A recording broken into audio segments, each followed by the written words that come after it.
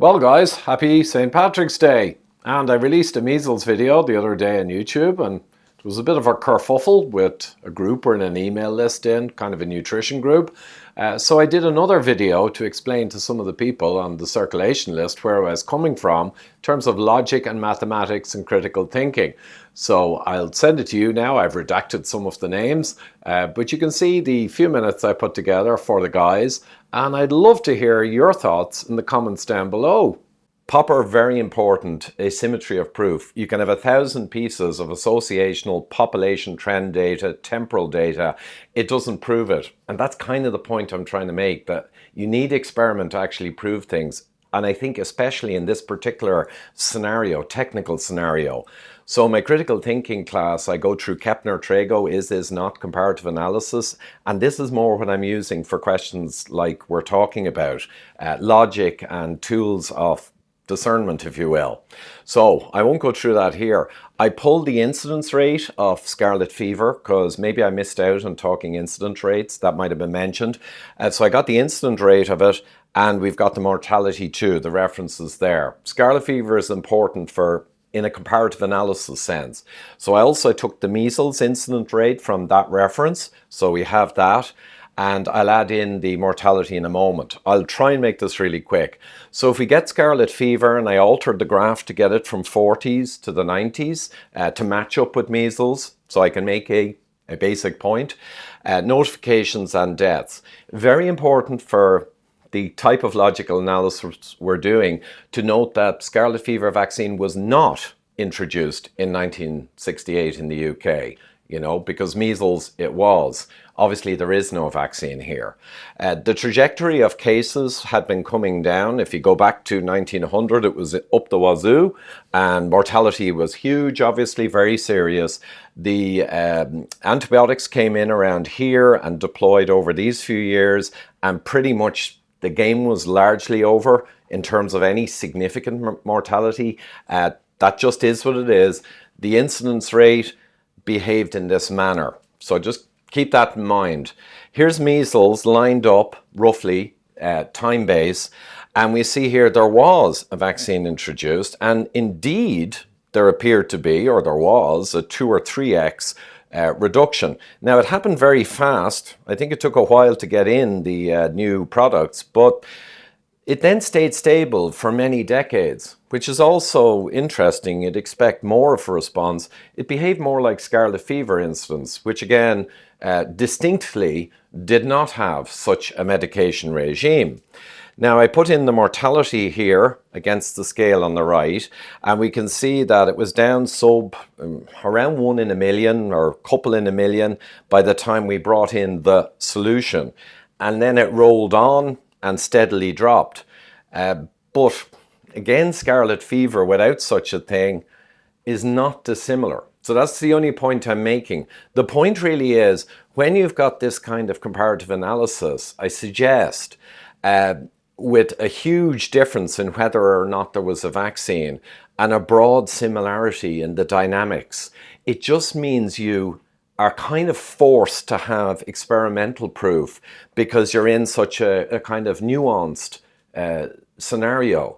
So that's kind of the point I'm trying to make. It's not like I need an RCT for every bloody thing, but in this kind of technical scenario in engineering, you must have experimental evidence, or management will never go with associations when there are these broad kinds of comparisons at play. So that's my only point. I don't give a toss about RFK, and I know it's gotten all political. I mean, there is also a question mark that the reason you need to be absolutely certain is because if you're saving, I don't know, a few in a million lives, which is still really important, don't get me wrong, but if you're saving a few in a million lives kind of numbers, and maybe many tens or even hundreds per million of significant morbidity, that's fantastic. But if you're going to medicate millions of people, you really know for sure, because if you medicate millions of people with a immunoactive, perturbing kind of drug, we know at some level there will be problems. And there only need to be problems in the order of a few in a million in terms of mortality or tens or hundreds per million in terms of a significant life-affecting change, which is possible, let's be honest. The problem is your cost benefit is at play here. It's up for discussion because of what I've hopefully explained about when I went through it. And I have no dog in the fight. I'm coming at this purely for a critical thinking kind of what are the facts kind of perspective, and hopefully appreciate that. So I'm just going to give a quick example now. It's different in many ways, I'm sure you will agree. It's the RNA, which I also call the magic sauce. And here's the trajectory of deaths cumulative from COVID, measured with PCR, so there's a lot of questions there, but that's what actually happened up to 22. And here was the intro, and it was fast and it was massive. So it's a real clear introduction or change. Okay then, you might or you would expect the mortality cumulative curve to follow the blue line. Generally with new novel viruses, you will get a curve like that as you get community immunity and the most susceptible pass away, and that's what you'd expect. What actually happened was arguably worse. Some people would argue worse, I wouldn't. It was in or abouts. Now the interesting thing is, and I think this is very interesting, I hope you do, that Imperial College brought out a published modelling paper, extensive, and it was one of the most cited back in the year, I think 23, and most doctors and people around the world, most people believe that the magic sauce saved, say, 20 million lives. It was amazing. And that's just a fact that most people believe that. 20 million lives were saved. Now, this black line is the same graph as the last slide. I've just changed the scale. We need a bigger boat to illustrate the point I'm going to make. So what did Imperial say? They actually said without this line in the graph, because that patently is absurd. So they didn't do a graph. They just used mumbo jumbo modeling and numbers. But they did claim that that would have happened. This inflection, we would have had deaths going up the wazoo if we had not brought in the magic sauce. Okay then. And that's how they say 20 million lives saved, because this would not have happened naturally. This would have happened. So it's just a good illustration. The system, the groupthink, the machine of the medical industry and nutrition industry, of course, you know, over the last several decades, especially since 2020, things are nuts. And there's narratives so powerful, they are literally like religion. And all I'm trying to do is, if in doubt, zoom out, try and look at it in a logical, mathematical way, in a comparative way, and try and say, is there possibly another way of viewing this? You know, now I know my measles video that was precocious or provocative, I should say, but you see what I'm trying to do. It's kind of a little bit like zoom out, stand back, and put aside all of the convinced narrative that has become imbued in us from population trends and associational data, begin to just maybe look at it slightly differently. So that's all I'm trying to do. So I think that's it. The original graph I had showed as well, I mean, I'm sure I never got into the smallpox thing, and to be honest, I have no interest. It's over a century ago, and sure, it followed the trend of all the others without magic sauces, but apparently, from around 100 years ago, I guess, no, the magic sauce did the magic, and it may have done half the magic. These are murky things. That's all I'm trying to illustrate. Oh, guys, just inserting one extra thing here. You'll see on the bottom right there of the graph I had showed that scarlet fever, surprisingly, and they're all flummoxed, jumped up in incidence rate around 2010 to 2014, I think.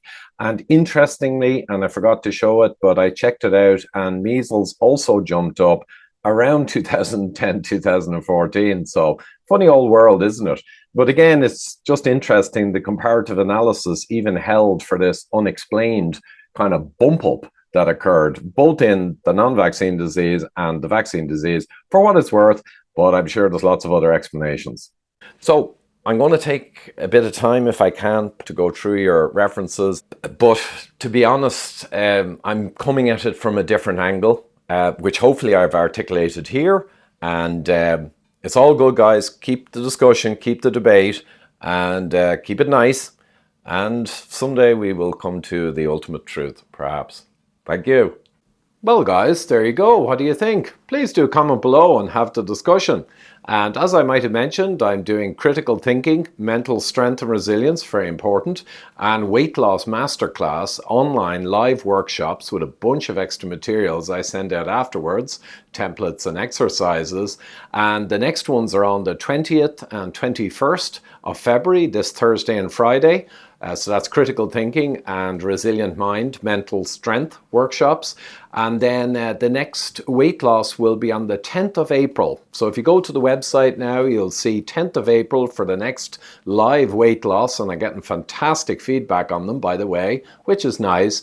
And then I think the 16th and 17th will be further runs of critical thinking and resilient mind. I'm going to be adding more workshops. I've been asked a lot for one on parenting, critical thinking and general parenting skills for people raising children or even dealing with older children. A bit late, but never too late to start. And I'll be adding more as we go on. So drop along to Ivor Cummins Workshops, see the testimonials on the homepage, just a selection of many, and consider whether you'd like to come along, support the whole new mission and join up and learn a bit about some of the most important life skills. Hope to see you there.